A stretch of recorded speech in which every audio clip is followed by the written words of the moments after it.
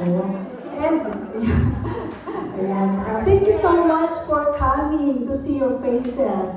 And some of you look tired, some of you look sad. Can we greet each other with a smile? Can we do that? Brothers and sisters, how are you today? When you give smile, you smile you back. Okay? Have a smile. I want you that your smile will last until the end. Okay? So I don't want to see you look sad. And sabi nga ni Sister Cynthia, we are so blessed. No? Pag sabi niyo sa, Lord, I am blessed. I am blessed. For Auntie Cynthia's share that the situation in Sicoban is not so easy, right? Because they are so lacking of resources, especially the priests. And that we're always praying for them. Imagine that 20 years ago, we have started the CLS there and have the community, and it's hungry. But their split, their travel 1 hour going to also the city. And the city is a certain area, for that. But the Hamleys is so strong. They really, stand firm, and they're not broken. They're intact. No, they are more. They're growing, right? So that's our plan for next time that we could conduct a GA there, General Assembly, so that we're more powerful, and maybe LCSC. The Live Christ, Share Christ. And we could target the church there in Allison. That's our mission for our plan for next time. But anyway, my topic for today, actually, our talk for this May, already given the talk our brother Ed Yamba. So I expected that I could look on the website and I'm going to study my talk. But I discovered that Brother Ed already given the talk last visit, no? So I was like, what I'm going to give the talk for today. But it's always fine, always a solution. And this topic is like it's connection. It's connected with our theme for this year. What's our theme for this year? Do you remember? Hope bounds, hope bounds. So always hope, right? Always hope bound. So my topic this evening is like very it's more on the spot. So stay tuned, and I hope you understand it. But it's more about hope, still hope. Okay? Yes. Okay. Thank you. So you said that you are blessed. Lord, I am blessed. Sabi mo. Pakiulit nga. Can you repeat it again? Lord, what is in that in Tagalog? Lord, ako ay mapalad. Pakisabi niyo sa katabi niyo, Lord, my sister, brother, malapad ka. Kasi mapalad ka. Yan. Hindi malapad mapalad.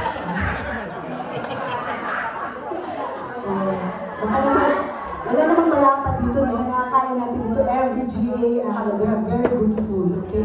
So, ayan, binawat ako. So, our topic for this evening is about looking forward in faith, hope, and love, no? This is our life, no? This is our life.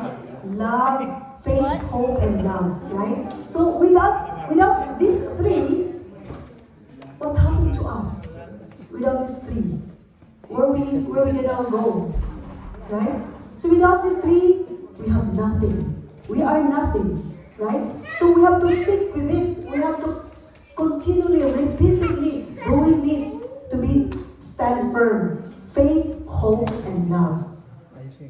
So, wala tayong remote control sa kamay natin. Okay, regret. We just finished our Lenten, right?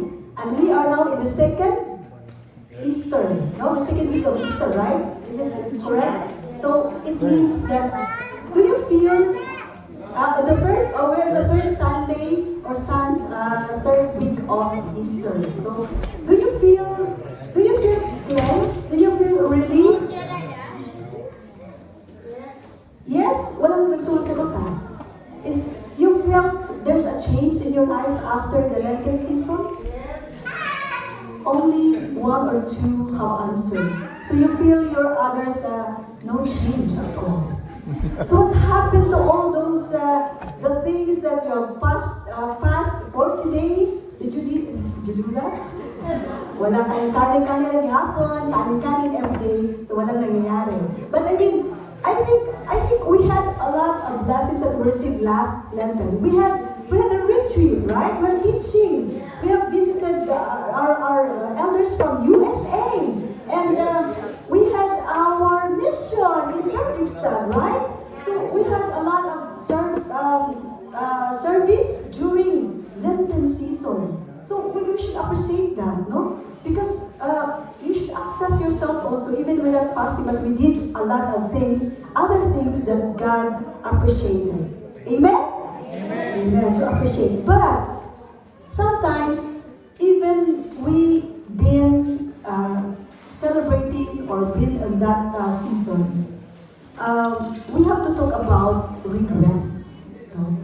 Sino dito sa inyo ang walang regrets? Pakitaas na ang kamay. Nobody. Yung asawa ko, tumataas ang kamay, wala kang regret. Ganon.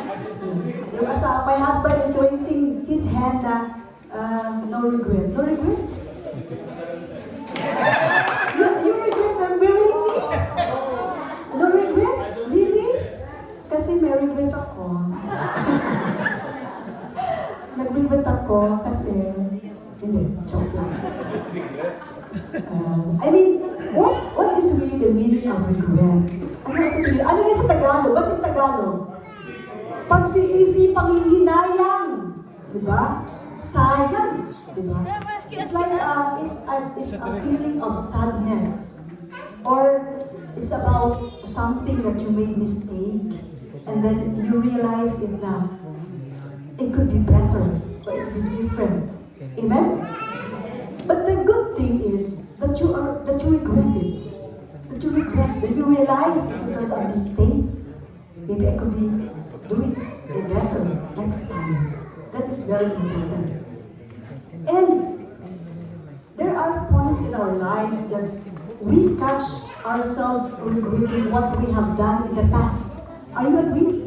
Do you agree with that? Maybe we regret the missed opportunities. Maybe you choose the wrong husband. Maybe you choose to live here in Norway instead of staying in the Philippines. Maybe you are already a lawyer, or some opportunities that came up and then you decided not to go. Something like that. You regret. And maybe you regret what we have said to your friends, to your family, to your father, that we shouldn't supposed to say that. Nakaka-relate to you? Do you feel that you could relate it? Or maybe you regret the time that we use unwisely instead of spending time to your family or your friends or your children like that. Me myself, during my younger times, my biggest regret in my life was not spending time with my father.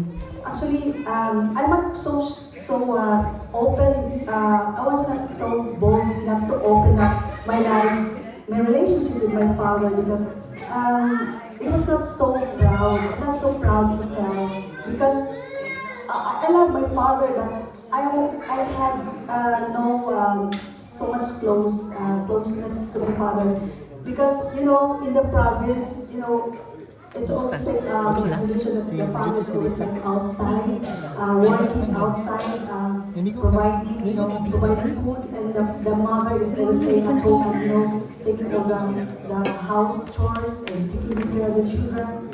So our love was so far, our distance was so far, but he died during the time so early, so at the age of 52. So my father, so I had really so much close to my father. But of course I was I was so grateful for that because without him, I'm not here right now, right? So we have to appreciate everything, whatever it is. But during the time that he was so sick, I was in Manila and my father was in the province. So I supposed to stay with him to take good care. But I had no choice because I need to go to school. So if I stop, so it will have no more opportunities at all. So he died without me. So that was my really regret in life that I could be able, if I could turn back the clock, I could do that again. I could do that to my father. So, but of course, it's always like I was praying for that my father is in heaven now. Okay, amen? Amen. Okay, so regret. So everybody has own stories, life, regrets, and that's very important that we know how to think or to go back to that past that you are regretted. And retreat and recollect.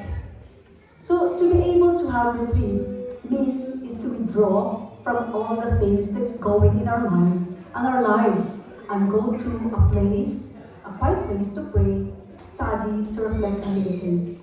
Do you experience sometimes in your life that when you are so down, powerless, you feel that the world is like you're carrying the loads, everything, and then sometimes when you just given up everything and you don't know what to do, and you don't like to talk about or say other people, and you just want to stay in a dark place and want to pray or meditate.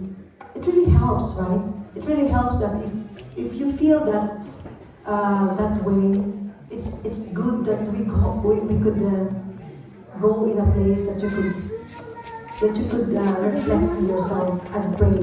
And even no need to say something, but you just sit down there and pray in silence that God could hear you. And also ask you as well what God wanted you to do. So to be able to improve our relationship with God, that is also one way to retreat. To take time to listen and hear God's voice in our heart. As we retreat, we also take this time to recollect. Amen? Recollect, to pay attention to the presence of God in our soul. So we recollect for us to recall and realize how He is working in each and every aspect of our lives. Sometimes we are blinded. We are blinded of earthly things. And when the problem comes and circumstances arise, we just panicking already. And we are just focusing ourselves, that Lord, help me. Lord, can you give this? Can you give me that? Help me everything. So we tend to forget to say thank you. No? To say thank you for everything. Even we're always incomplete. Nobody is perfect. There's always a hole for something. And we have to trust God that God will fill that hole. Amen? So we should be contented. We should be contented what we have right now. We should be grateful for what we have now. At huwag tayong magpabigat sa ating mga kapatid. Huwag tayong magpabigat sa ating mga brothers and sisters. If we share your love, share your full love, not too little or not too late. We should not prolong the sufferings. So if we give love, not too little, okay? So we give all. Because sometimes when as we said, that we regret. So just do it now. Don't do that later. So right now, you should do that. Sabihin niyo sa mga kasama niyo, katabi niyo na, Sister, brother, I love you.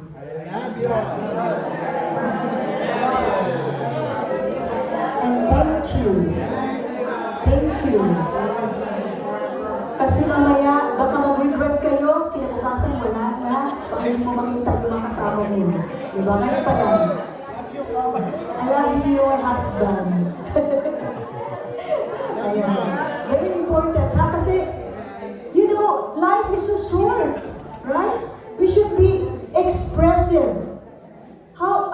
So ating mga husband and wives, when was the last time you say I love you to your spouse? When was the last time, ha? Siguro, ano daw? Ano? 1 year ago? Brothers and sisters, is very important. Sabi nga, life is so short. No? We don't know what our life brings tomorrow. Kaya nga, swerte tayo, buhay pa. No? Gising tayo. Gising. Ang pagising is always a blessing. Right? It's a life. So we don't know tomorrow. So dapat we have to express ang asawa ko. Pinapaalala ko parati. You have to remember to say, I love you. Kasi we don't know what happens tomorrow. Diba? So sometimes, we have to be reminded also, right? We have to, hindi lang, ay, dapat ako muna, dapat siya. Di ba, wala lang ganyan, no? Wala na tayong time sa ganyan mga arte-arte. Dapat may mga, we have to say something, we have to be expressive, no? To say that now, not later, before it's too late. Amen? Amen. Amen. It's very important. So, as I mentioned last, our topic is about 3 theological virtues. Number 1 is the past, looking back at God's faith. So, looking God's faith, Lamentations, from Lamentations, can you read, sister, can you read the verse? Compassion is not spent. They are renewed each morning. Great is your faithfulness. Thank you, sister. So sa nakita nyo, as you can see, the Lord's acts of mercy are not exhausted. So God, whatever our sins we committed, whatever you feel unworthy to God, but God never exhausted of loving you. Tayo na yung napapagod. Diba? Are you tired of loving God? No. So how could you show that you love God? What you gonna do? Be faithful. Right. And be faithful. But we remember that not only saying that be faithful, you have to do that in action. You have to do that in everyday undertakings. We have to express it, show it that you are faithful. Hindi lang ibig sabihin na, I am a Christian, but you are not an authentic Christian. You're just claiming that you're a Christian, but you're not doing it in our daily lives. So it should be expressed. It should be visible to one another. So God never exhausted. So whatever mistakes we commit, sinning repeatedly, but God never tired to love us. Amen? Very important. That is very important that God really not abandoned us and always loving us. So we should also pay back what God has given us. Another is, so as we look back to our past, we see how God has never turned his back on us. So, when we miss opportunities, before, we have regrets then, okay, I missed those opportunities, sayang. Sana, siya na ang pinili ko na lang sana, mayaman na sana ako. Pero I choose him because, hindi ikaw yung doon, ha? Sabi nga nila, kahit na you are imperfect, but God will make you perfect, diba? May tawag tayo yung you are the reason. Alam mo yung you are the reason? I climb every mountain and swim every ocean just to be with you and fix what I'm broken. Oh, 'cause I need you to see, for you are the Ayos. reason. Diba? Keep your going. Actually, during that time, my husband, really, it was so difficult. During our first year, during our first year of marriage, it was so difficult even within our community because, I discovered that he has a lot of vices. A lot of, smoking, gambling, and everything, you can describe everything what is really that person is. Kayo ko na nilalabas sa sorry ba? Maganda naman yung nabasa ko. Tapos ngayon, and then, I'm just so thankful kasi we in the community. If we are not in the community, maybe we are not, we are already broken, because my husband was really easy-go-lucky. In his faith was really as a zero. If you score a 0 from 1 to 10 is 0. I choose 0. Okay, you got that. Okay, and during the time, but I because that's really true. But the miracle happened. Wow. Happened. But during our first year of our marriage, I was almost saying that, ibalik ko na to sa iyong nanay. Hindi ko na kaya. Lord, I always pray, God, something happened to this person. So I'm always praying and pray over him that in every night, that there was a one night that I pray over him that, God, please change this person, this husband. Lord, please give me a miracle. There's a change kasi ang faith niya is so really, is really Roller coaster. difficult. Roller So coaster. it was need a miracle. But something bigla na lang siya nagising na, nagaganyan ako, sabi niya na, ay, ginagawa mo sa akin, pakatay mo ba ako? So, I was praying always, but brothers and sisters, really the prayer is so powerful.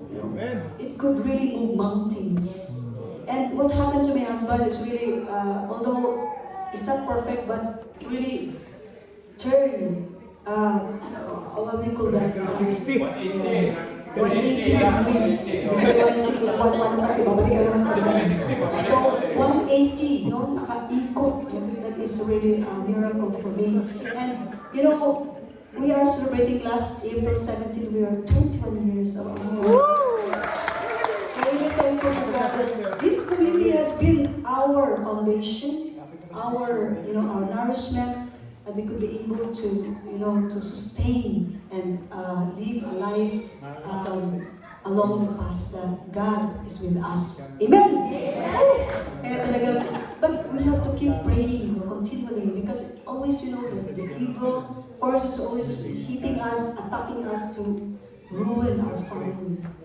Even each other, they use the evil, we use to ruin you. So you have to be watch, be stand firm, our relationship. So ang faith talaga, if you stand in your faith, you can never be shaken if you stand for it. Amen? Amen. So next is, as we look back to our failures, we also look back our learnings. So it doesn't mean that if you have failures, if you have committed mistakes, let us not be despair and hopelessness, okay? That you are like, oh, I'm so unworthy, I'm gonna make a suicide, or just kill yourself because God, I'm so unworthy, nobody can accept me, right? So it's very important that we have to be, we learn every opportunity, whatever mistakes we have. Whatever we do here on earth, as much as we could like not to make mistakes, but we cannot avoid that. Why? Because we are human. We're bound to make mistakes because of our human nature. Amen? But it doesn't mean in every circumstances, situations, we learn from it. It's very important. Pero kung hindi ka makaka-learn talaga ulit-ulit ang sins mo, repeating your sins, repeating your mistakes, and intentionally, what's gonna happen? What's gonna happen with you? When we die, where are you going? Huh? Do you think you go to heaven? If you committed your mistakes repeatedly, intentionally, you'll never learn from it. When we die and you're not prepared, what happened? No rest in peace. Ano ang matanggap mo? Rest. Restless in purgatory. That peace. So you're restless in purgatory. Nobody prayed for you. How could you go to heaven when nobody prayed for you because you reject everybody? You didn't have any contact with other people, and you have committed sins repeatedly. So our life is really depending on you. Your performance here on earth, kay maganda, you are all advantage here. Palakpakan niyo naman ang mga sarili niyo. Clap your hands naman. Because yourself, you're already saved. Because we choose to follow God. Amen? So the future, looking forward at God's hope.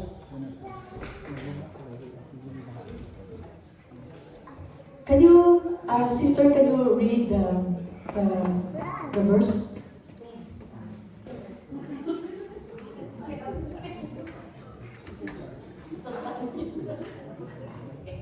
Romans chapter 5 verses 3 to 5. Not only that, but we even boast of our afflictions, knowing that affliction produces endurance, and endurance proven character, and proven character hope, and hope does not disappoint. Because the love of God has been poured out into our hearts through the Holy Spirit that has been given to us. Thank you, sister. So, the normal person, the future, we don't know what's happening in the future, right? Normal persons, they are so worried because they don't know what happens in the future. And they feel angsty, or what do you call that? Anxious, right? Because, baka bukas or baka sunod, you are always like planning what's gonna happen in the future. But we cannot predict it. We cannot predict what's gonna happen in the future. But in Christian way, we are always hopeful. Amen? We are always have this hope. We are hoping that God has planned for everything for us. And that is true, because God already has a plan for us. Right? Are you agree with that? Do you believe that God has already a plan for us? Where we're gonna go? So it's up to us lang how we respond to it. Because God has already a plan for you. So stop worrying. Our songs of worship we song is about fears, no? Hosanna. Fears wash away, that God wash away, no? Fears, so it's all about anxious, about worrying. Sabi nga ni, according to Father Orbos, in his book of Moments, there was a quote that, you relax in the plane, not knowing who's the pilot. You relax in the ship, not knowing who's the captain. You relax in the bus, not knowing who is the driver. But why you cannot relax in your life, knowing that God is in control? Right? Why? Why you always worrying yourself? Why you always have this fear? So we have to remember that we have to trust the Lord. Do you believe in that? God, we have to trust the Lord. Can you say that? I will trust the Lord.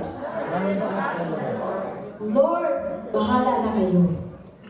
Diba? So, we have to surrender everything to God. Kasi talagang God knows what's the best for us. We are the pilgrims. pilgrims of hope, di ba? This is our theme for this year. We are the pilgrims of hope. We are the light of the world. Are you agree on that? Yeah. Light kayo sa bawat isa. Yeah. Continue. Ayan, nakasibangon na lang kayo. Pakismile na ulit. Smile. Yeah. You are the light. Light. Light ang mukha ninyo, hindi mabigat. Ha? Dapat. Kasi mapabigat sa mga kapatid mo. Huwag kayo mapabigat kasi nakakapagod na. O, huwag kang bibigyan ng problema. O, huwag na mangutang. Manghingi na lang. Okay, so let's continue. Ay, nakabalik po. So, we look forward to God's providence. In Matthew chapter verse 34, chapter 6, do not worry about tomorrow. Tomorrow will take care of itself. Sufficient for a day is own evil. So we should not worry for tomorrow. No? So let the Lord lead that. We have to offer everything. Kasi nga, we don't know what's gonna happen. So that's why it's very important that we are prepared always. You know, we don't know. Baka saan kaupo mo dyan, nakalimutan mo huminga. Diba? Kaupo mo dyan, hindi nakakahinga. Diba? You're not prepared. Diba? So what's gonna happen when you are judged by Saint Peter? Okay, the book of life is stated here what you have done during the time you are living on earth. Wala kang masabi. Kasi lagi kang nagtutungkit. Lagi kang nag-shopping. Wala kang ginawa. Kundi puro na lang yung mga earthly things in life. You are not prepared. So, mapupunta ka na naman sa purgatory, waiting for the sentence of the Lord. If nobody could pray you here on earth, wala kang mapupuntahan kundi sa purgatory. Not heaven, maybe you go to hell, right? So we should be prepared all the time. We should be prepared that God, when God judges us, we are ready to face Him. Amen? So next is, we look forward in God's protection. So in Psalm 91, verse 3 to 4, God will rescue you from the fowler's snare, from destroying blood. Will shelter you with pinions. Yung pinions parang yung wings, no? Over you. Spread wings that you may take refuge. God's faithfulness is a protective shield. Yeah. And that is praying. Prayer. Do you pray every day? Or did you forget? When you wake up in the morning, did you pray? Or sabi nga ni Brother Ed, or the cell phone muna before prayer. Ini-stretch mo ang kamay mo, ano na naman ang mga Facebook dito ngayon, TikTok na naman, ano na nangyari. So you forget to pray. So we should be praying first above all. That is the priority. Because we don't know what's gonna happen in our future. So we have to trust the Lord. We have to surrender everything because He knows what's planned for us. So He created everything to give us. Also, He gave us the power, the desires of our hearts. He is the Father of everything, who loves His children. Amen? So we look forward in God's peace. Psalm 29, verse 11. May the Lord give might to His people. May the Lord bless His people with peace. Sino ba naman ang walang gustong magka-peace? Did you feel that sometimes that wala kang peace of mind? Because, ano ang dahilan? What's the reason? What's the main reason why we could not find peace in your mind? What is the reason? Because we are blinded with anything. We are full of grudges. No? We are full of grudges. We have this hatred. We have this relationship that still is not fixed. Hindi pa natin inaayos. Because of our pride. That is the one really stop us. And how could the Lord could penetrate you if your heart is closed. If your heart is full of grudges.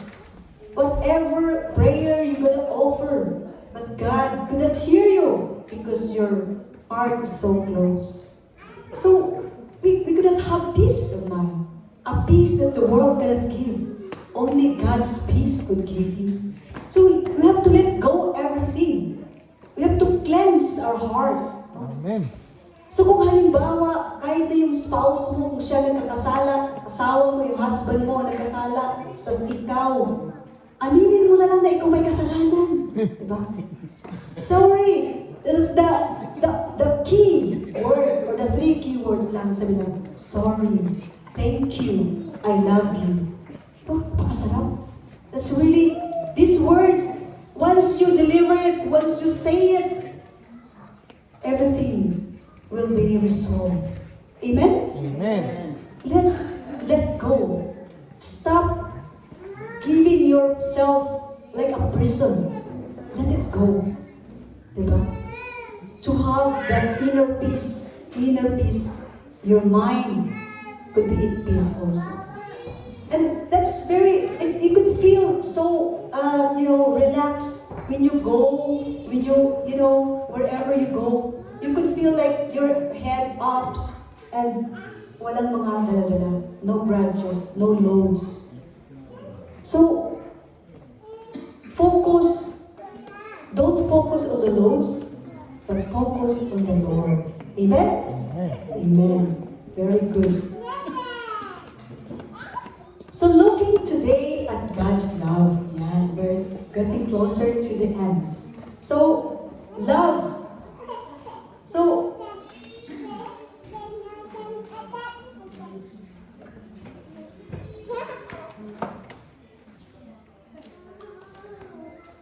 in Galatians chapter 1, verse 3 to 4, grace to you and peace from our God. Ano na ba tayo?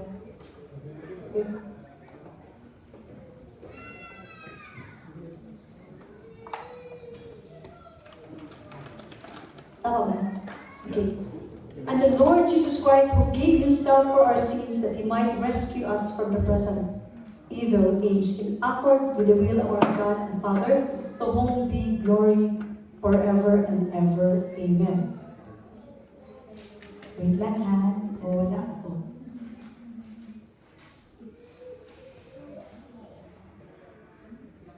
So today's present is very important because in God, there is no yesterday and tomorrow, since God is outside of time. So, for God is always present. Amen? So, wherever you go, when you call God, God is always there. Amen? Are you agree with that? So, we are presently, constantly loved by God. So, in this time, we can clean our hearts, no? The present day of Jesus. So, we can cleanse our heart. Kumusta na pala ating mga heart? Kumusta na? How's your heart right now? Sino ang mga broken heart na dito? Sino ang mga nag-away na mga mag-asawahan ngayon? Na bago pumunta dito sa assembly, nagkalintuki pa, argue. Sino dito? Pakita sa mga kamay, yung mga heartbroken, yung mga wala, lahat intact. Wala. So, okay pa na? O, asawa mo? O, sino? So, it's very important because, we have to change it. Because we're just, we know that we're just human, but we don't let that emotions lead us because it's really very easy to go astray. Amen? We have to focus that God is always in the center of our lives. God is always the leader. Amen? So let us feel and be immersed in the love of God. So look today in gratitude. So minsan, yaw-yaw tayo ng yaw-yaw, reklamo, everything, complain. Wala na lang lumabas, puro negative. Puro na lang complaints and complaints complaints and complaints, parang nakakasawa na, diba? Sa asawa mo, bakit hindi mo ako binila na ganito? Bakit hindi mo ako sinashopping? Bakit hindi mo ako nag-date? Like that. And nagpapalinig na ako. Ayan, so everything like that. So, I mean, Hindi ko narinig. yes. So, let's not stop it. Instead, I mean, kahit pinagluto ka, nagrereklamo ka pa din. Kasi yung kulang ang lasa. Instead of saying, thank you, kasi pinagluto mo ako. Diba? Kahit na pag ano na, bird na yung pagkain or yung nilutong prito, diba? Kahit na uling na kinain mo, you have to say, thank you. Na-appreciate yung ginawa mo. Diba? Kahit na magsuka-suka ka na. Diba? Kahit hindi mo na kaya i-accept yung pagkain, pero sabi, thank you, I love you. Diba? You have to appreciate it. Diba? Gratitude is the best attitude. Diba? Kaya yung mga attitude natin, we should change it. Huwag na tayo magpa-arte-arte. Diba? We have to change it. So gratitude na lang. Huwag ka na magreklamo. Accept it na lang. Amen?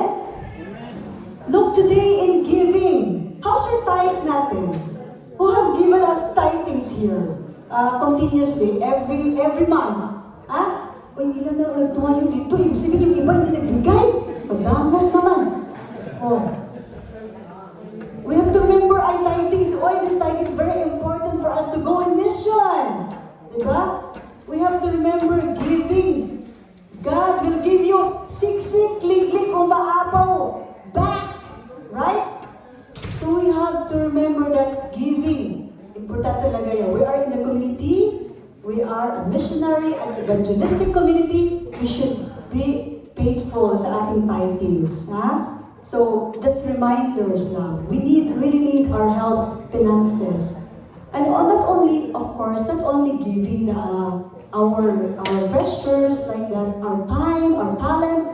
We have to give everything for the Lord.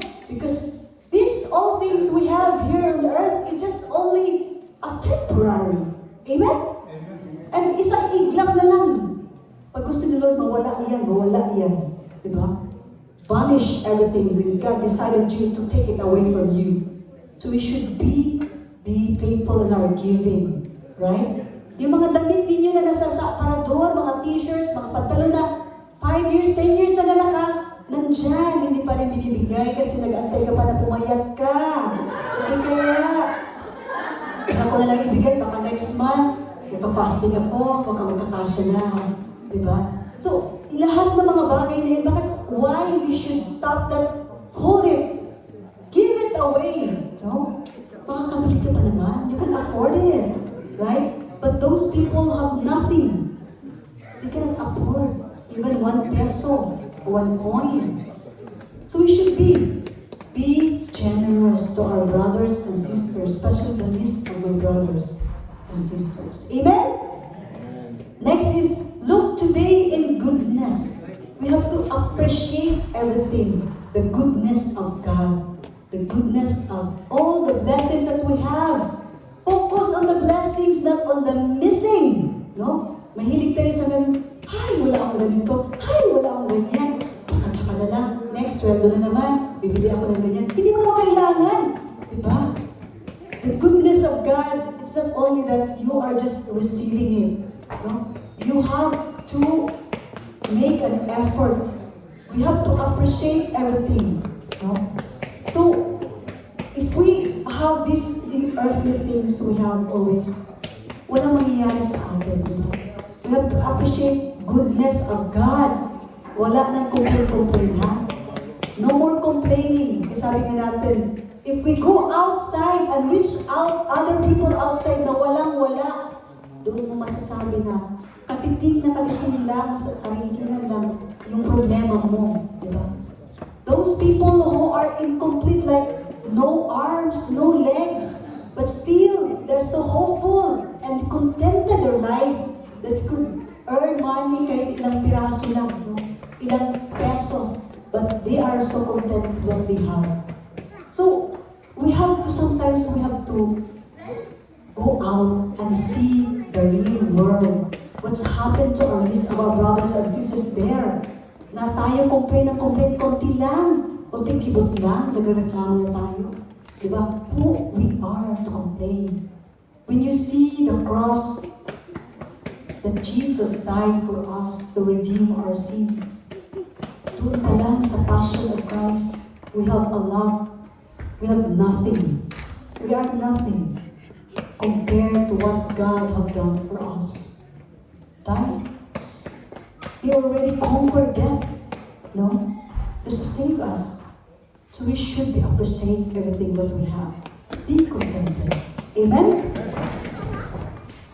So, before I have conclusion, can we stand up, everybody? Maybe some of you is holding on sleeping. Pakita sa mga kamay. And resting. We're just wake up. So this time, we will make 3 types of hearts. The big heart, the one big heart is like, can you make a big heart? Like, that is a big heart.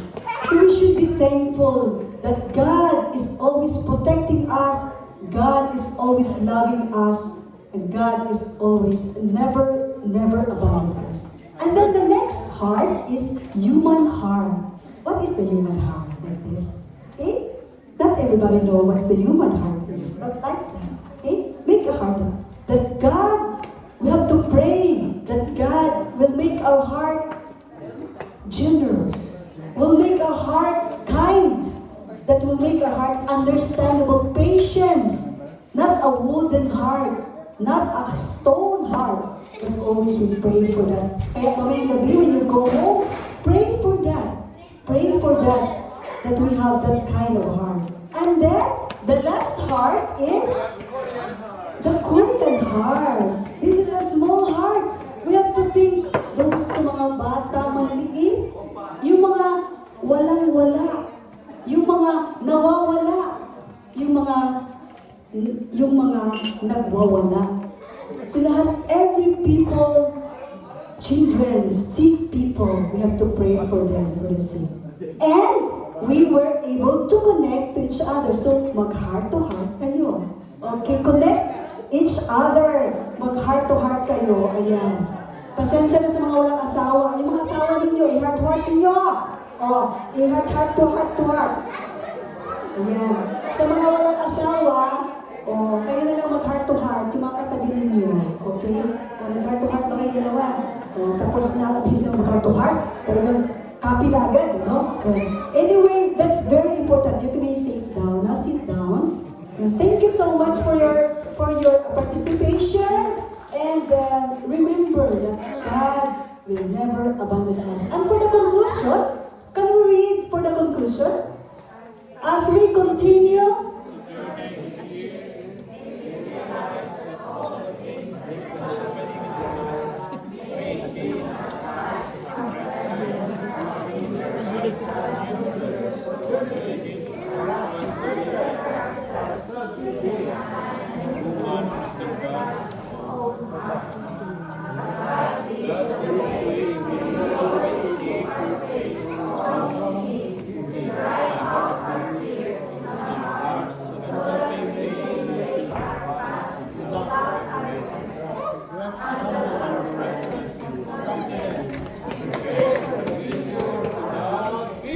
and for that, may God be praised.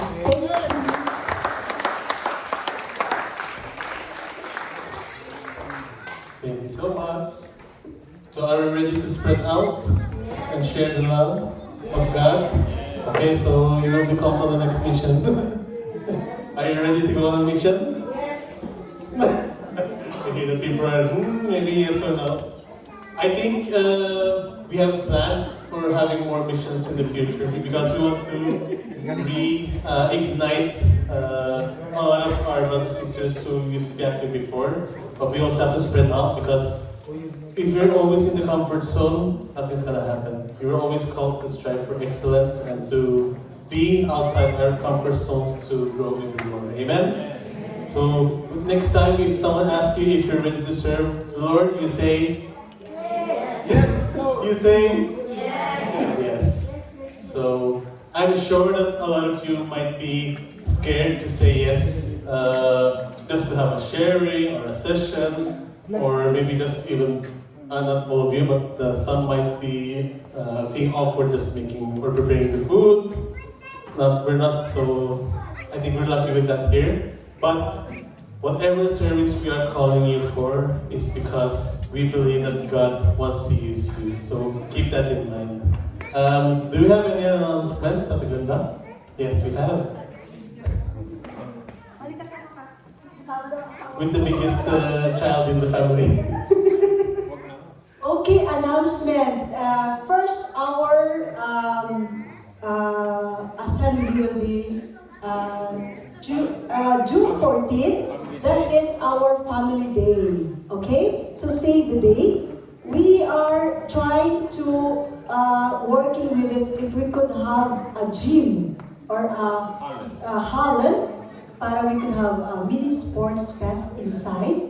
So we could have indoors activity. But we're working on that to find a place that we could have that. Or else, if we could not find it, we could go to the park as we used to do every year in Songsban. Yes. So that is considered our GA, our fellowship, no family day. So please, everybody invite everyone to come that day. No? So our family day is always started at 10 a.m. No, 10 a.m. and that is packed lang. Everything coming, everything that you could bring and we share together. Please bring that.